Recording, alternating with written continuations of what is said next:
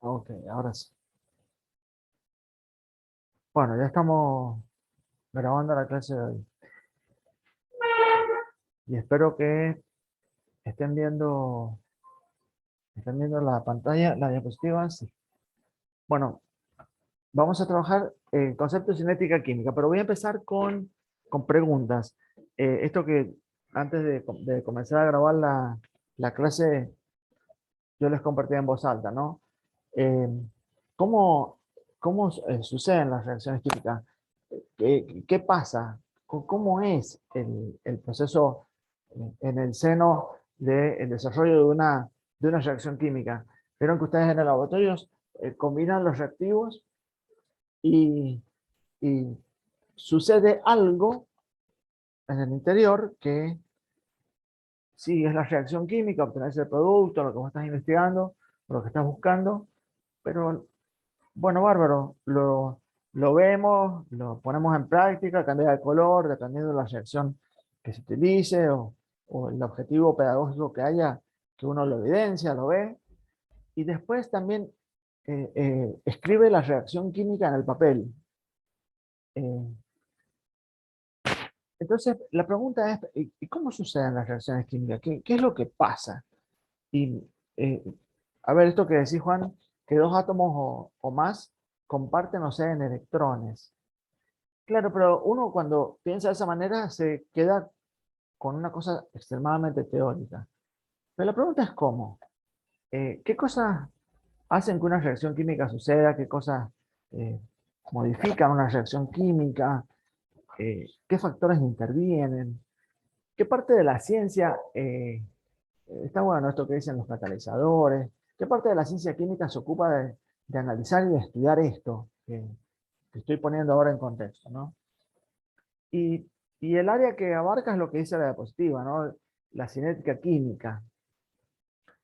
Eh, Me gusta porque dicen muchas palabras en el chat eh, muy pertinentes, ¿no? Solventes, reactantes, productos, eh, electrones. Bárbaro. Sí, estoy de acuerdo. Pero ¿y cómo sucede una reacción química? ¿Qué pasa para que una reacción química suceda? Porque algunas suceden a distintas velocidades, ¿no? Creo que tengo dos compañeros esperando para ser admitidos. Suceden a distintas velocidades. ¿Y cómo mido yo la velocidad?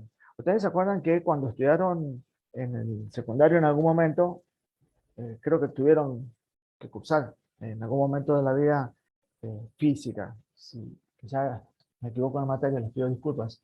Pero cuando hablábamos de velocidad, uno aplicaba el concepto de decir, bueno, la velocidad se mide en función del tiempo, ¿cierto? Eh, un- una, eh, una longitud recorrida, ¿no? Un camino transitado.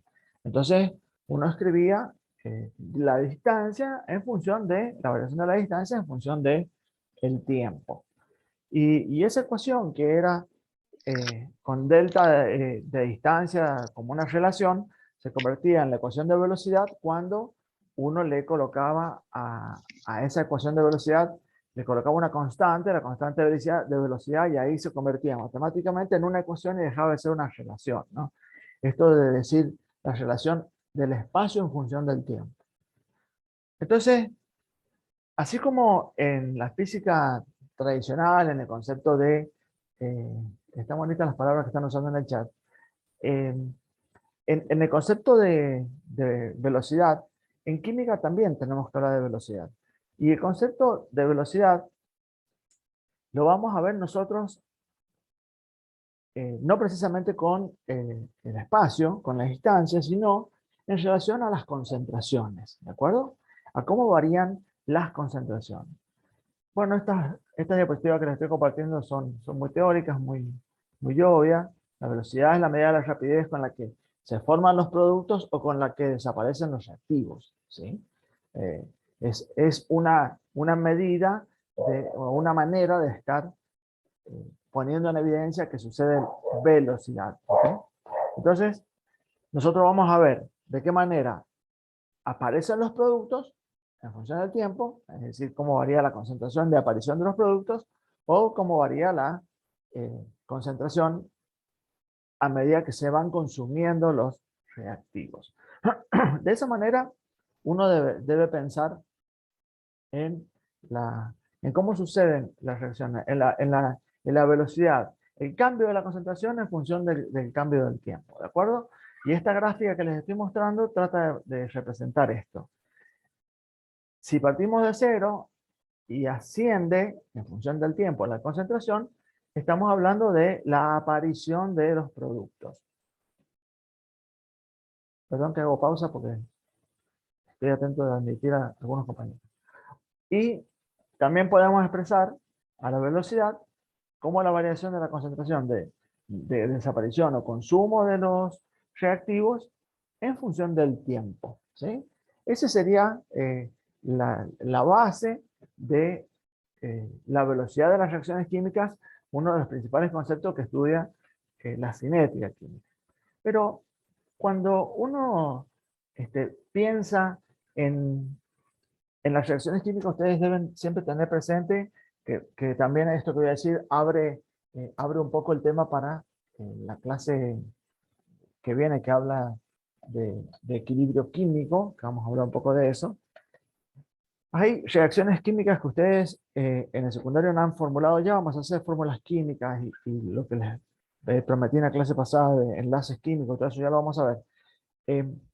Uno coloca reactivos, flecha, productos. La flechita simboliza, eh, reaccionan para formar, ¿de acuerdo? Eso simboliza, eso trata de expresar la flecha. Entonces, muchas veces cuando uno escribe una reacción química o ve en el libro, va a ver que tiene una sola flecha en un sentido y hay otras reacciones que tienen doble flecha, flechas con sentidos opuestos. ¿Qué es eso? Y bueno, esa representación, si uno entiende que reaccionan para formar, eso significa la flecha en una formulación de una ecuación química, bueno, los reactivos reaccionan para formar productos y la flecha que está a la inversa, los productos reaccionan para conformar reactivos.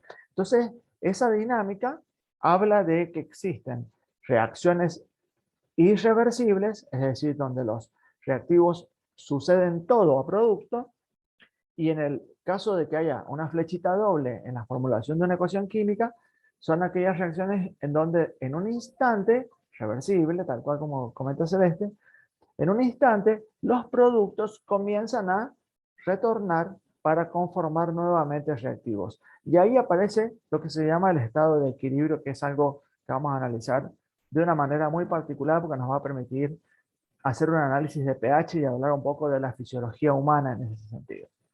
Entonces, el sentido de una flecha o dos flechas es importante, parece un concepto extremadamente básico, pero uno tiene que tenerlo presente al momento de mirar o de evaluar una reacción química. ¿Por qué? Porque si ustedes ven el gráfico que yo estoy representando acá, si yo lo continuara a estas líneas parabólicas, bueno, fíjense que eh, se cortan casi a la misma altura en el punto 70, pero si yo siguiera un poquitito más allá, reactivos llegaría a cero y productos finalizaría cuando reactivos llega a cero. Es decir, que esta sería la representación esquemática a través de parábola, una curva, de una reacción irreversible donde hay una producción máxima de los productos y un consumo máximo o total, digamos, de los reactivos. En principio, este modelo que ustedes ven ahí, podrían decir y asegurar que trata de mostrar de qué manera se evidencia la velocidad de una reacción irreversible con consumo total de los reactivos. ¿De acuerdo? Entonces, hay que tener en cuenta esto de la doble flecha. Las teorías de las colisiones que lo mencionamos recién en el chat y tiene que ver con lo siguiente. Y acá los voy a invitar a que usen un poquitito la imaginación. Para que, como recién comentaba también Bautista, creo que fue, eh, para que una reacción suceda, una reacción química suceda, evidentemente los átomos se van a combinar entre sí, eh, con esto que yo les comentaba en la clase de que cada átomo trata en un sistema de alcanzar la configuración del gas noble más próximo. Y en ese sentido, en función de las distintas tablas, propiedades de la tabla periódica, uno podía inferir si un átomo iba a ser un ion, si un átomo tenía la capacidad de aceptar los electrones. Había un concepto que yo les había dejado a ustedes eh, para investigar, que era el concepto de la electronegatividad. La electronegatividad, recuerden, para aquellos que no tuvieron tiempo de buscarlo, es la fuerza, es el poder con el cual un átomo puede atraer los electrones de otro hacia él mismo, ¿no?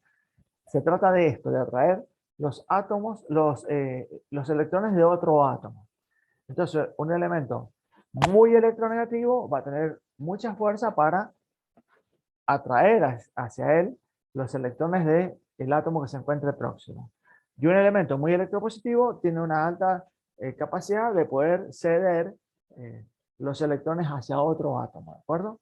Entonces ese concepto había quedado pendiente. ¿Y por qué lo traigo a colación? Porque nos va a servir entender a la electronegatividad como una gran propiedad para poder después hablar sobre los tipos de enlaces químicos que existen y que se presentan, o que podemos inferir a medida que miramos la tabla periódica y vamos haciendo asociaciones de compuestos y moléculas. Entonces, volviendo a la pregunta disparadora de cómo suceden las cosas, sin ninguna duda, para que una reacción química suceda, deben los átomos en el sistema deben colisionar, deben chocar. Pero esta, que es una teoría, es la teoría que se define como la teoría de las colisiones, estos choques que tienen los átomos, porque ustedes recuerden que hay energía potencial, y creo que la principal evidencia de la energía potencial es el hecho de que un átomo de por sí ya tiene electrones que se están moviendo alrededor del núcleo, ¿no? Es la esencia de un átomo. Entonces, los átomos tienen energía potencial. Pero si nosotros le metemos al sistema energía traslatoria o vibratoria, bueno, podemos hacer que en un espacio perfectamente definido, estos átomos puedan chocar entre sí, puedan colisionar, y lo harán con mayor o menor fuerza o con la energía suficiente para que, y para poder producir un cambio eh, y lograr que se conforme un enlace. A esto hace referencia la teoría de las colisiones, que para que se forme un compuesto, para que suceda una reacción química, los átomos deben colisionar, deben chocar entre ellos, pero lo tienen que hacer de una manera efectiva, de una manera que dé lugar a la formación del producto esperado. ¿Y qué quiero decir con esto?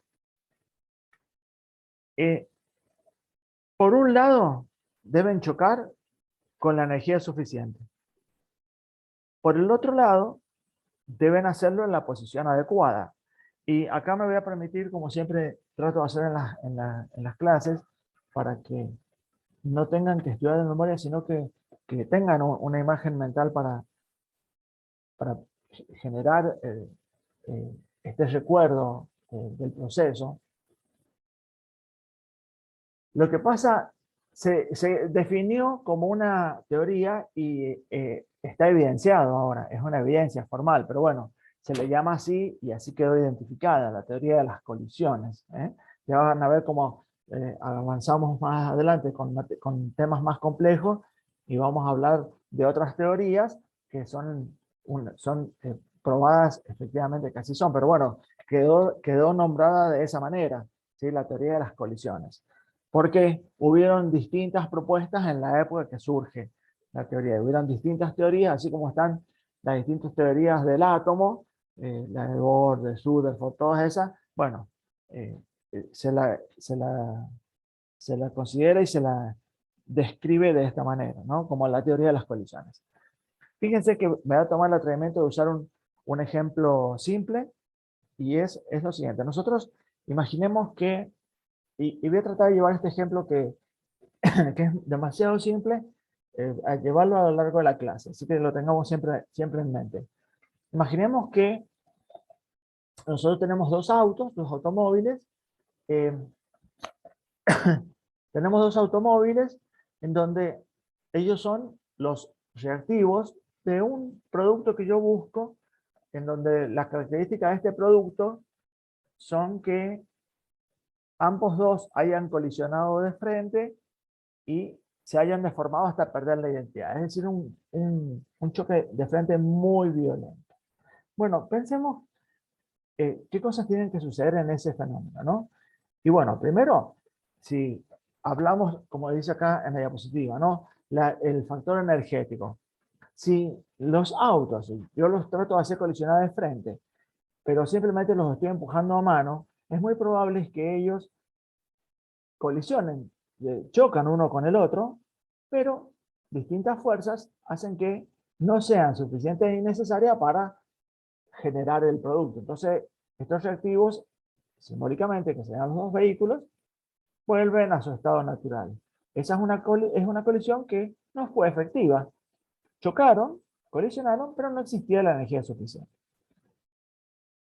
La orientación, bueno, recuerden que mi definición de producto es una colisión de frente. Entonces, si yo hago que un vehículo choque al costado del otro o que lo choque de atrás, no voy a obtener el producto. Entonces, tienen que ser en la posición correcta.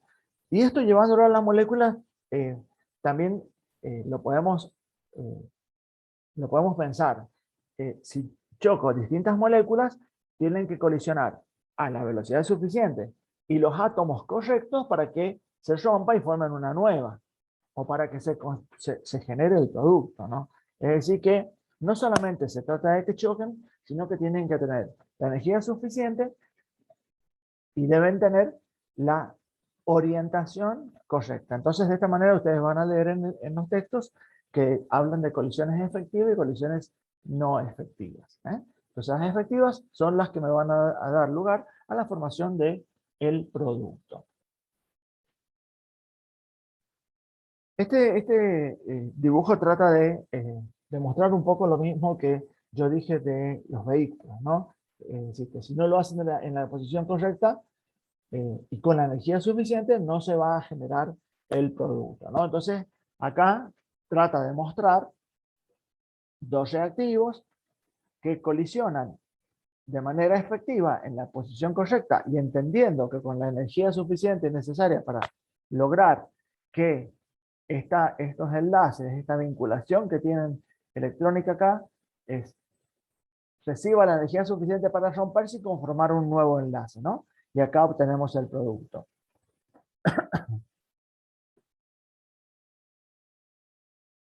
Está buena esta pregunta, Luna, porque eso va a depender de la reacción química que quieras llevar a cabo, ¿no? Que quieras realizar. Ya lo vamos a analizar a medida que vayamos viendo eh, eh, formulación de reacciones químicas y formulación de compuestos, ¿eh? Vamos a irlo viendo, vamos a ir cada vez profundizando más. Lo importante ahora es entender y tener la certeza de que comprendo qué es lo que sucede cuando se genera una reacción química. Entonces, fíjense, acá chocan de forma no eficiente. Eh, ¿Por qué? Porque, bueno, por más de que tengan la energía, pero no están en la posición correcta, nada, ellos salen del otro lado de la flecha de la reacción, salen tal cual eh, son, sin ninguna modificación, ¿eh? Entonces, esto es el principio fundamental sobre el cual se basa la teoría de las colisiones. ¿Qué factores afectan la velocidad de las reacciones? Eh, Sigan teniendo ahí cerca el modelo este de la colisión de los autos, pero también permítanme jugar con otros escenarios. Supongamos que nosotros pretendemos que el producto que obtengamos sean pelotitas de tenis, de ping pong chiquititas, de plástico, eh, todas abolladas y todas mezcladas, ¿no? Ese sería nuestro producto. Bueno, si yo estuviera pensando en una habitación y tiro dos pelotitas con toda la fuerza que yo tenga, para que choquen entre sí, la probabilidad de que choquen entre ellas en una habitación de 3 por 3, ¿sí? por 3 metros de alto, en un cubo de ese tamaño, es muy poco probable. Entonces, es distinto que si yo largara dos camionadas o una camionada de pelotitas, estas pelotitas van a chocar y las que tengan la fuerza suficiente vamos a lograr obtener el producto que estamos buscando. Entonces, ese ejemplo muy simple, muy burdo, habla de que la cantidad de partículas, la concentración, es muy importante. ¿Para qué? Para que haya los suficientes elementos, para que hayan la suficiente cantidad de colisiones y la probabilidad matemática haga que muchas de ellas choquen de la forma correcta y con la velocidad apropiada. Recuerden que todo esto tiene que conjugarse porque está en base al hecho de que la colisión debe ser efectiva. Entonces, la concentración es muy importante. Entonces, si nosotros tuviéramos los recipientes, un recipiente que mezclamos dos gases, pero claro, la presión no es tan alta, y lo hacemos al recipiente cada vez más chiquito, va a ser cada vez más probable de que las partículas, eh, las moléculas o los átomos que conforman el gas, colisionen entre sí para reaccionar. Entonces, uno de los factores que afectan a la velocidad de la reacción es la concentración. Y si se pusieran ya a pensar qué otro factor puede ser. Y bueno, ¿qué será fácil? Será más fácil que reaccionen dos gases, que reaccionen dos líquidos, que reaccionen dos sólidos. ¿Qué será más fácil? La naturaleza química de los elementos será importante. La temperatura también, ya vamos a llegar allá, ¿sí? Porque la temperatura es un factor que le da energía al sistema, entonces aumenta la energía de las colisiones. Pero fíjense que la naturaleza de los reactivos es importante, porque es más fácil que en esta matriz, en este espacio imaginario, en un cubo imaginario, es mucho más fácil que colisionen las moléculas de un gas que tienen más vibración, más movilidad, que si yo colocara piedras, ¿no? Eh, Eso va a favorecer la velocidad, va a suceder la velocidad de una manera más ágil, más oportuna. Entonces, la naturaleza química de los reactantes o de los reactivos es muy importante, ¿de acuerdo? Entonces, si son gases, si son líquidos, si son sólidos, es muy importante. La concentración, la naturaleza de los reactivos, la temperatura, como ustedes comentaban, si es una reacción química que necesita energía y vos la tenés refrigerada, tenés el sistema refrigerado, evidentemente las colisiones no van a tener la cantidad suficiente de energía. Y los gases, sí, se combinan mucho, generalmente se combinan con mayor facilidad que los líquidos. ¿Vale? Lo que pasa es que todo va a depender del sistema, ¿no? Porque no es un solo factor. Miren cómo yo agrego la naturaleza, la concentración y la temperatura. Ahora agregué la temperatura, ya vienen otros más. Entonces, fíjense, si nosotros tenemos un sistema que necesitamos calentarlo, es decir, que necesita que le aportemos calor al sistema y nosotros lo tenemos en la heladera, obviamente las reacciones no van a suceder.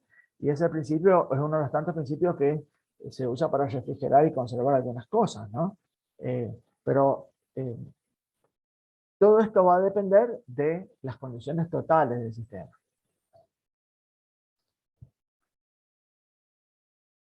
Si, a ver, si le aumentas la presión, si aumentando la presión, bueno, cuando aumentas la presión, los apretas más a los gases, ¿sí? Si aumentas la presión, estás metiendo más moléculas de gas, ¿de acuerdo? Y es lo mismo que aumentar la concentración. Bueno, pero sigamos, ya me quedo en el chat un ratito, perdón. Entonces, la naturaleza química, recuerden, la concentración, la temperatura. La temperatura va a depender si el sistema es endotérmico o exotérmico, ¿de acuerdo? Y esto va a incidir de manera positiva o va a actuar como un factor individual.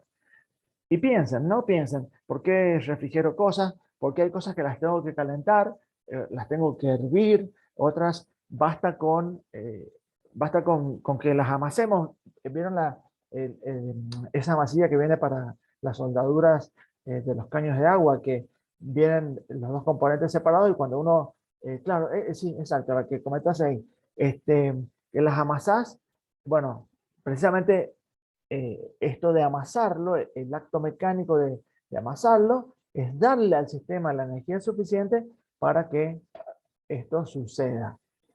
Pero si ustedes lo tienen en la mano y piensan y recuerdan cómo va sucediendo la reacción, mientras lo van amasando se va calentando, porque es un sistema que va produciendo energía, es un sistema exotérmico, ya lo vamos a mirar ahora. Entonces esa temperatura que va aumentando, aumenta, acelera aún más el fenómeno hasta que se obtiene el producto final. ¿Eh? Por ahí uno estudia química y piensa que es demasiado teórica, pero química es bastante, bastante de la vida cotidiana, ¿no? Nada más que hay que pensarlo. Y hay otro factor que modifica la velocidad de la reacción y que tiene que ver con los catalizadores. Y lo que comentas, Facundo, de los inhibidores. Bueno, quiero que tengan especial atención cuando lean algún texto o en internet, cuando estén googleando información que necesiten un poco de teoría ampliatoria. Nosotros en el cursillo a los catalizadores los vamos a considerar como elementos o compuestos eh, positivos, es decir, que promueven, que facilitan una reacción química, ¿sí? Y los inhibidores, tal cual como la palabra lo dice, son sustancias o elementos que van a impedir que una reacción suceda. Ya vamos a hablar de los tipos de inhibiciones porque tiene mucho que ver con medicina esto, con nuestro metabolismo, por qué determinadas reacciones metabólicas suceden hasta cierto momento, por qué los fármacos hacen efecto dependiendo del tiempo de vida media que tienen en sangre, por qué tenés que cada 6 horas, cada 8 horas, bueno, ya vamos a hablar de eso desde el punto de vista químico, pero me gustaría que quede aclarado que cuando hablemos de catalizadores, algunos libros dicen catalizadores positivos y dicen catalizadores negativos o inhibidores. Nosotros el concepto de catalizadores negativos no lo vamos a usar, no nos parece muy adecuado. Inhibidores es inhibidor, punto. Y vamos a tomar catalizadores como componentes, elementos que promueven la reacción química, así que facilitan alcanzar el producto. Por lo tanto, pueden modificar la velocidad de una reacción. Ustedes entiendan que los catalizadores son tan importantes, disculpen que suene el teléfono, pero en mi casa eh, hay otras tecnologías funcionando. Los catalizadores, lo importante es que eh, cuando encuentren la definición, ustedes tienen que tener bien en claro que el catalizador es una molécula, una sustancia, eh, que forma parte de la reacción química, gracias, muchas gracias, forma parte de la reacción química eh, que aumenta la velocidad de la reacción y lo especial es que el catalizador se recupera tal cual al final del proceso como vos lo agregaste en la parte de los reactantes. Es decir, que el catalizador son elementos, son átomos, son moléculas que van a formar parte de una reacción, van a promover que la reacción se desarrolle, que aumente la velocidad de la reacción, pero al final del camino vamos a poder obtener el producto y perfectamente identificado el catalizador. Y acá eh, yo, yo me tomo el atrevimiento de traer otra vez eh, el sistema de estos autos que colisionan, ¿no? Y lo hago un poco de manera reflexiva, también haciendo un aporte social. Si mi sistema dice que yo voy a colisionar dos autos, que ya lo dijimos, eh, son la cantidad de autos necesarios y suficiente para mi reacción química, es decir, la concentración apropiada, que vienen a la velocidad apropiada para obtener el producto, chocan en la posición correcta, ¿sí? Sigo en el sistema respetando todas las características. ¿Cuál sería este mecanismo, este sistema de las colisiones en donde yo pueda poner un ejemplo de un catalizador? Y el ejemplo del catalizador en este accidente, ¿saben cuál sería? El alcohol. Si quienes van conduciendo el vehículo o el que va conduciendo el vehículo está alcoholizado al volante, aumenta las probabilidades de la colisión. Pero fíjense en interesante, el alcohol favorece, aumenta la velocidad, favorece que esto suceda, que evidentemente es una cosa nefasta lo que estoy diciendo, pero el alcohol es el principal ejemplo en este sistema burdo, muy grosero que yo propongo. La velocidad sería digamos, la velocidad que propone Juan Pablo, yo vería como la velocidad suficiente y necesaria para que se produzca eh, este producto que yo estoy buscando, ¿no? Lo que aumentaría la probabilidad de que choquen es el catalizador. El catalizador haría que esto suceda con mayor probabilidad, con mayor frecuencia. ¿Y por qué es un catalizador el alcohol en este sistema?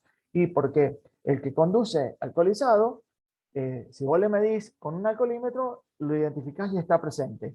Se produce la colisión y luego de la colisión vos podés identificar el producto y otra vez podés medir e identificar que estaba presente el alcohol en el sistema. ¿De acuerdo? Entonces, ese es un ejemplo muy burdo, demasiado social de un catalizador en un sistema. ¿De acuerdo? Se identifica, se sabe cuál es, lo agregas al sistema, aumenta la velocidad y después lo podés recuperar tal cual como es, en este caso el alcohol, al catalizador y el producto separados. Entonces, ya vamos a ver. Sí, el catalizador siempre es una de las definiciones, una de las propiedades, se recupera del lado de los productos.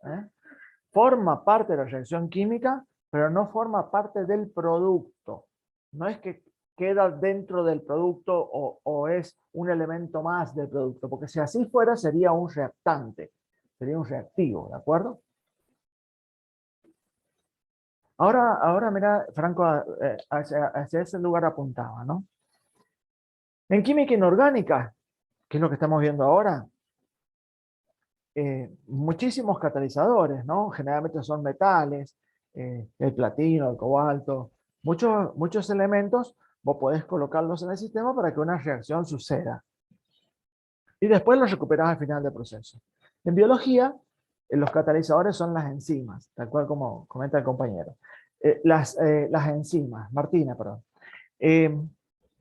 Las enzimas son proteínas, las vamos a estudiar porque tienen propiedades especiales, pero ustedes fíjense que son tan importantes y tan necesarias que hay evidencias científicas de que en nuestro metabolismo, si no existieran las enzimas, habrían reacciones químicas que nunca jamás sucederían.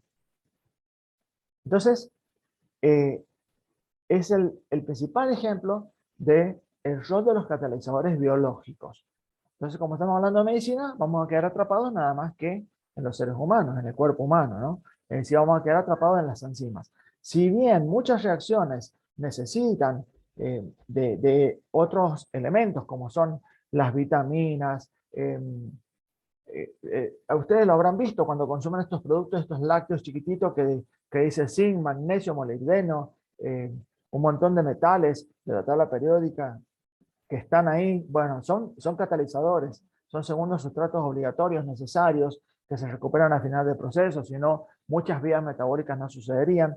Y esa es la razón por qué muchos déficits nutricionales afectan la salud, algunas veces incluso de manera irreversible, porque hay reacciones que no suceden porque este catalizador no está presente o la reacción sucede de manera ineficiente. Entonces, pero antes de irnos a lo biológico, que vamos a tocarlo como un capítulo especial a lo largo del cursillo, tal cual como comentan ahí en el chat, las enzimas son los catalizadores biológicos. Van a estar como reactivos, formando parte de los reactivos, van a estar insertados ahí y luego del producto ellas se van a poder recuperar y en la biología humana de una manera virtuosa, porque una vez que se recupera la enzima se libera y está disponible para participar nuevamente en una reacción en lo que se conoce como la economía de los sistemas biológicos, ¿sí? Es decir, no sintetizar cosas que al final van a producir un gasto metabólico. Entonces, creo, los inhibidores, sí, a ver, los inhibidores, bueno, es todo un tema, lo que pasa es que nos vamos, Santiago, si me paro ahí, nos vamos al segundo parcial de la asignatura, pero también los inhibidores son conocidos también como inhibidores. Hay inhibidores que son reversibles, es decir, que vos podés sacarlos del sistema y el sistema sigue funcionando, y hay otros que directamente envenenan el sistema, ¿no? Y si hablamos de biología, por ejemplo, un veneno como el cianuro es un inhibidor irreversible. Eh, pero en nuestro cuerpo humano existen procesos de inhibiciones que no son necesariamente reversibles, y un ejemplo sería los ciclos hormonales. Eh, los ciclos hormonales que suceden en la vida de cada uno de nosotros. Muchísimos ejemplos, pero para el segundo parcial, ¿sí? A ver, chicos, sigamos, y ya nos quedamos charlando.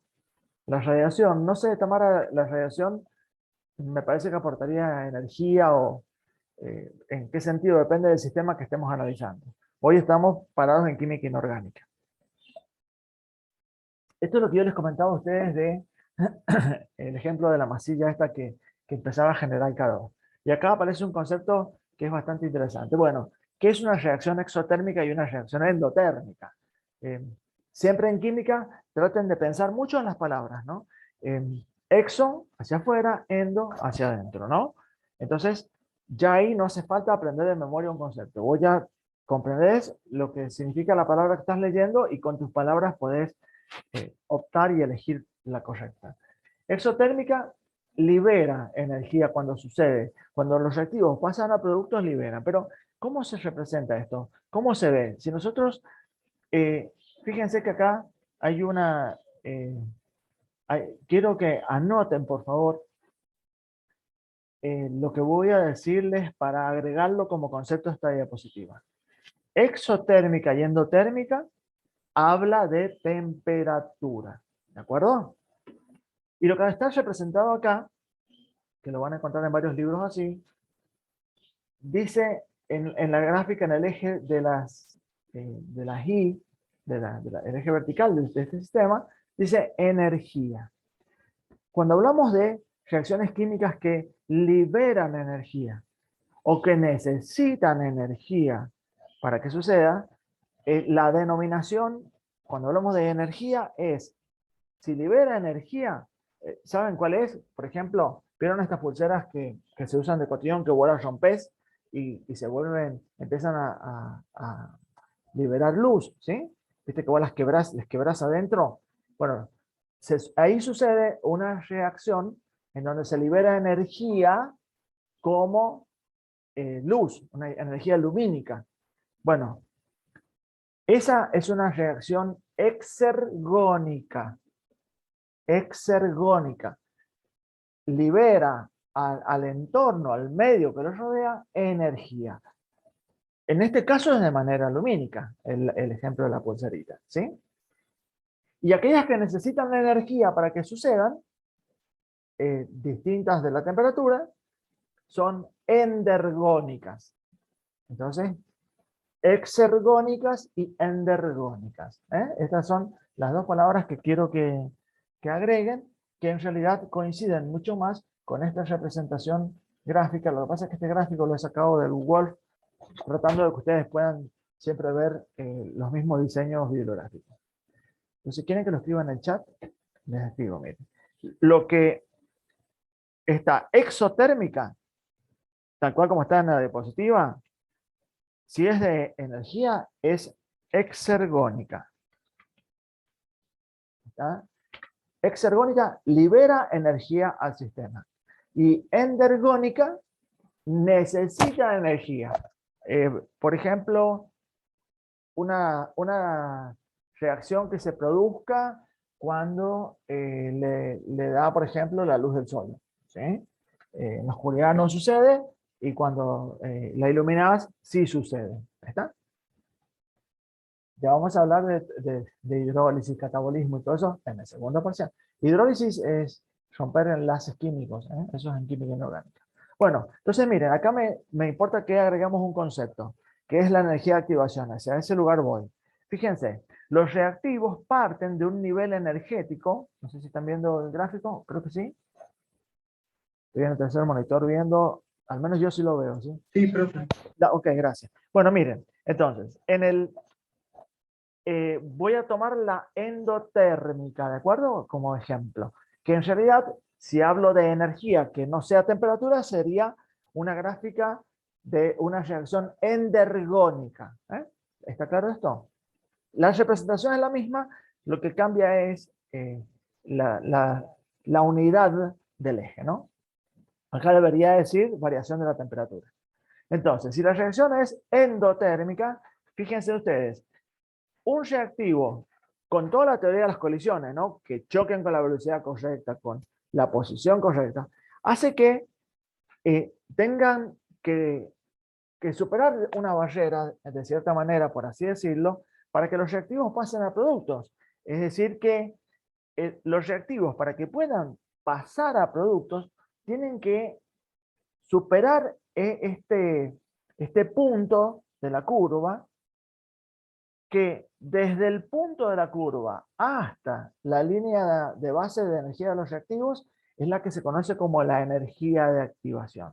Entonces, en una reacción endotérmica o endergónica, fíjense, la de la masilla, esta que sirve para soldar los caños, ¿qué es lo que estás haciendo vos cuando la amasás? Cuando apretás las dos masillas, le estás dando energía, una energía que es mecánica, de compresión. Entonces, esa energía que vos le estás dando es la suficiente y necesaria para que los reactivos logren pasar este punto. ¿Eh? Si vos las dos masillas las dejás sin tocarlas, la reacción no va a suceder.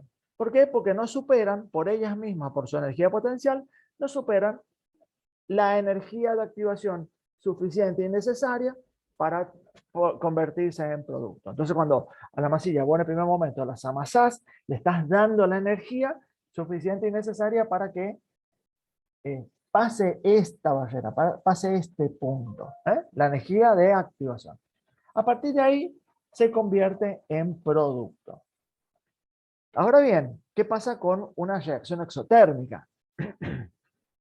Y bueno, pasa por una diferencia de, fíjense, perdón, vuelvo a la anterior, a la primera gráfica, fíjense que productos queda obviamente con un nivel energético mayor que el de los reactivos, claro, porque el sistema sumó energía. En este caso, fíjense, nosotros colocamos los reactivos y los reactivos parten de un punto de energía un poco más elevado y los productos se caracterizan por tener mucho menos energía que los reactivos. Entonces, si estos reactivos tienen la energía suficiente, ¿qué quiere decir suficiente? Suficiente y necesaria para superar la energía de activación que le permite saltar al otro lado de esta barrera, de este punto que tiene acá. Bueno, la reacción sucede liberando una diferencia de energía o de temperatura dependiendo de la unidad que estemos analizando, ¿de acuerdo? Entonces, estas reacciones liberan energía o liberan temperatura del sistema, son exergónicas o exotérmicas. Lo particular es que los productos tienen menos energía que los reactivos. ¿Ok? Entonces la clave de estos procesos es tener presente la energía de activación. Fíjense que en los dos sistemas aparece la energía de activación. La energía de activación tiene que ver con toda esta integración que yo he venido haciendo de la presentación teórica de la clase de hoy. En donde la energía neta, liberada o absorbida por el sistema, va a ser la que resulta de la resta, ¿no? De esta diferencia, ¿de acuerdo? Acá está la energía neta absorbida. ¿Por qué? Porque estamos hablando de una reacción endergónica, ¿de acuerdo? Va a ser la diferencia entre la que tenían los reactivos y la que ahora ha absorbido y tiene el sistema. Van a encontrar otras definiciones como la entalpía que se escribe con H, que se simboliza con H, la cantidad de energía potencial almacenada en los reactivos o en los productos, ¿de acuerdo?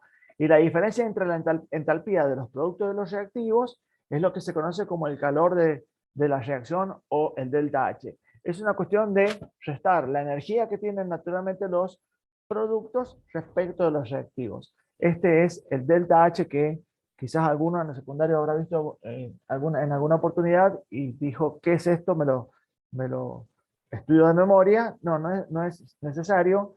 Es la energía potencial almacenada que tienen los reactivos o los productos. Esa es la entalpía. La diferencia de los dos es delta H, que es el calor de reacción o el cambio de entalpía. Es nada más que un juego de palabras al decir cambio de entalpía. Es esto, ¿no? Cómo cambia esa energía potencial de los productos y los reactivos. La energía de activación es lo que le acabo de comentar. Y acá aparece un nuevo concepto, que es el estado de transición. Fíjense que lo voy a leer, pero se los voy a explicar en un gráfico para que quede bien claro, porque nos va a permitir entender cómo funcionan los sistemas que tienen catalizadores. Mira, el estado de transición es una combinación de las moléculas de los reactivos que tienen la orientación y la energía apropiada para romperse y formar los productos. Vuelvo al ejemplo de los autos.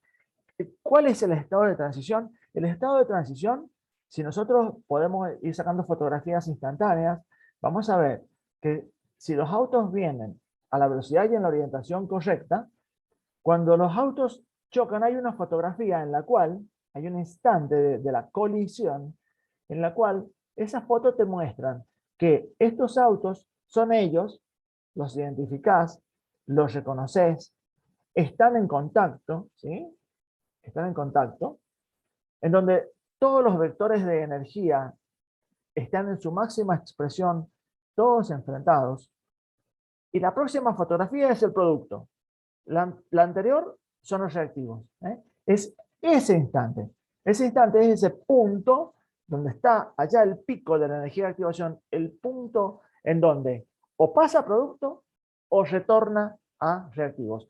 Si yo hiciera que los autos no vengan a la velocidad apropiada, que vengan un poquito más despacio, bueno, va a haber un instante, un momento en donde se colisionan, existe esa foto que es el estado de transición, pero en este caso, como no es suficiente, vuelven a ser productos.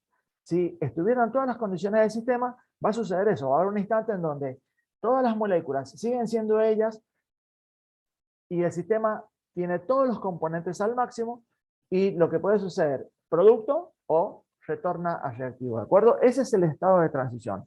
Y ese estado de transición de las reacciones químicas, discúlpenme que no esté leyendo el chat, pero quiero mostrarles acá.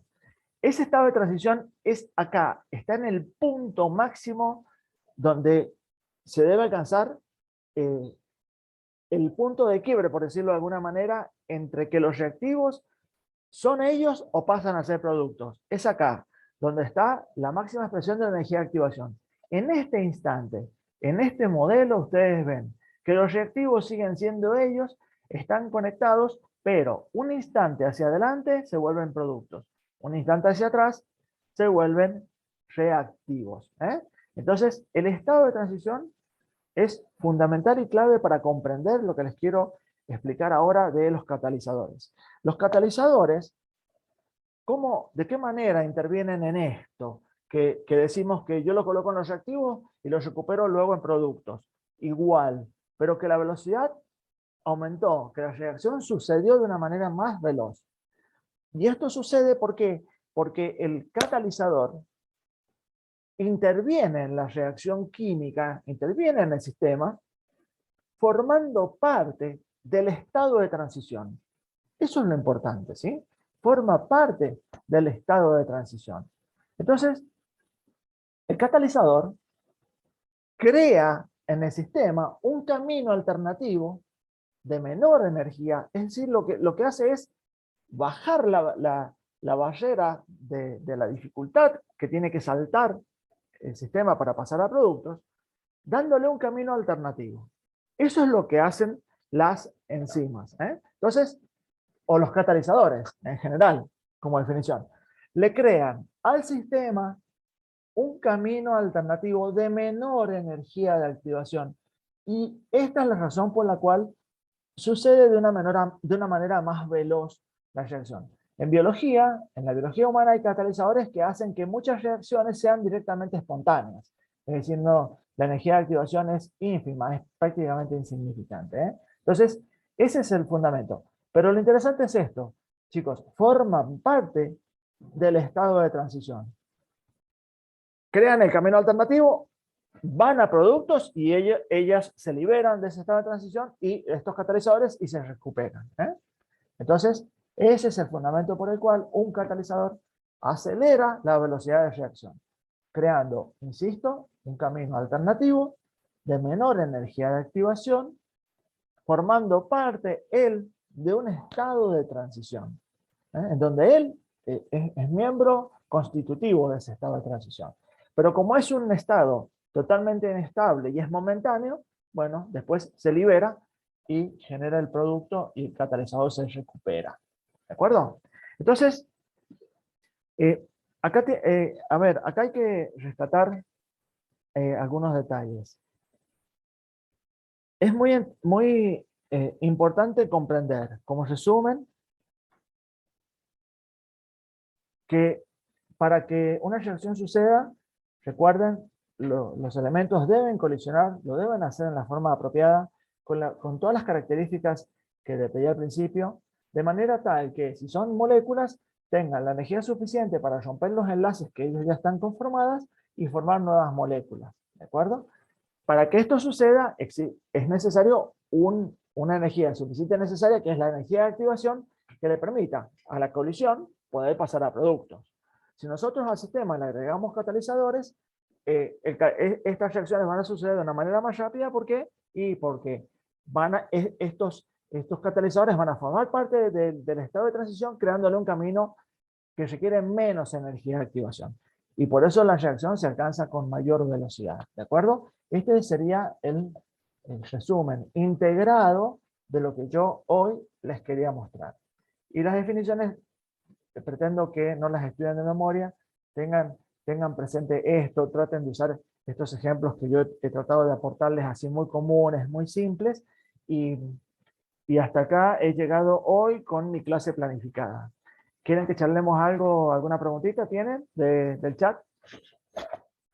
Los PowerPoint, fíjate que en la clase pasada les dejé un PDF en la cátedra. Siempre los paso a PDF y se los dejo ahí. Bueno, ya lo voy a revisar. Lo voy a revisar. Lo que pasa es que me pongo a hacer eso ahora cuando termino la clase. Eh, Bárbaro, a ver, preguntas, ¿alguna inquietud? Eh, ¿Algún comentario en el chat? La diferencia entre endotérmica y endergónica. Bien, endotérmica, usas esa palabra cuando estás hablando de temperatura y usas endergónica cuando estás hablando de otras energías. Como te digo, por ejemplo, si vos le tenés que al sistema darle corriente eléctrica o le tenés que dar luz, estás hablando de otros tipos de energía, ¿eh? Ya vamos a hablar de catalizadores, homogéneos y heterogéneos, sí, estoy de acuerdo, se dividen en esas categorías.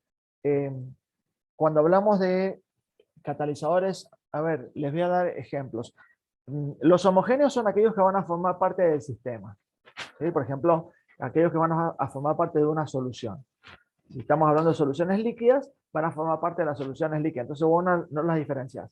Y el catalizador heterogéneo, evidentemente, se diferencian en fases, ¿no? Pero buena pregunta, Agustín. ¿Cuál sería para vos un ejemplo de un catalizador heterogéneo? Me encantó la pregunta, ¿verdad? Sigo grabando esta clase porque es un tema, es una pregunta interesante. Mire, la catálisis homogénea se da, por ejemplo, en la biología cuando hablamos de las enzimas, ¿de acuerdo? Las enzimas son catalizadores homogéneos porque están en el seno de la misma solución y no se pueden diferenciar en fases. Pero cuando hablamos de heterogéneos, estamos hablando de distintas fases, es decir, de distintos estados. Por ejemplo, sólido con líquido o sólido con gas. Entonces, Agustín, ¿cuál sería un ejemplo de la vida cotidiana? Gracias, Dulce, sí está el PDF, bueno, gracias. Vamos, un ejemplo de un catalizador heterogéneo de todos los días, no sé si de todos los días, pero no, la cuchara de café no. Fíjate que, no, no, eso es lo que nos hace falta. Eh, no, porque no hay ninguna transformación química ahí, ¿eh? Ya después lo vamos a hablar. Fíjense, el heterogéneo, no. El heterogéneo es el catalizador de los autos. Claro, el paladio, el platino, en los caños de escape. Excelente, Facundo. El catalizador de los autos. Si ustedes ven cuando desarman me están haciendo dar hambre. Si ustedes ven cuando desarman el catalizador de un auto que tiene así como una cerámica, que parece un avispero, eh, una cerámica llena de poros, esa cerámica está revestida de platino o de paladio. Por eso cambiarle el catalizador, basta, por eso cambiarle el catalizador al auto cuesta tan caro. ¿Qué es lo que sucede en el catalizador heterogéneo? Ya lo vamos a ver para el segundo parcial con muchísimo enfoque a eso, con muchísimo enfoque. Cuando el gas de la combustión del motor del auto, que es dióxido de carbono y monóxido de carbono, que en realidad el monóxido de carbono es el que debe ser catalizado para que sea un gas sea eliminado como CO2, no tan efecto invernadero como un monóxido de carbono, sino como dióxido. Si bien, bueno, contamina el medio ambiente, un poco menos. Eso es lo que trata de hacer el catalizador. Esa cerámica que ustedes ven desde el punto de vista atómico, todos los orificios están revestidos con moléculas de platino o de paladio. Entonces, de la combustión del caño de escape sale el monóxido y cuando pasa por esas trabéculas, por todos esos orificios, chocan con el platino o con el paladio o con el metal que tengan ahí en el catalizador que lo constituye, y las moléculas sufren un proceso que se llama adsorción, vibración, reacción y eliminación. Es algo que vamos a trabajar con mucho detalle seguramente en el segundo parcial. Pero la catálisis heterogénea tiene esos pasos, ¿no? Y tiene que ver con eso. Estamos hablando de heterogéneo, ¿por qué? Y porque el catalizador es el platino que está metido en el seno de esta cerámica y los reactantes son de estado gaseoso. Es homogéneo cuando están en el mismo estado, todos, ¿de acuerdo? Las enzimas, por ejemplo, son catalizadores homogéneos. A ver, chicos, va otra, digamos, profe, a las parciales.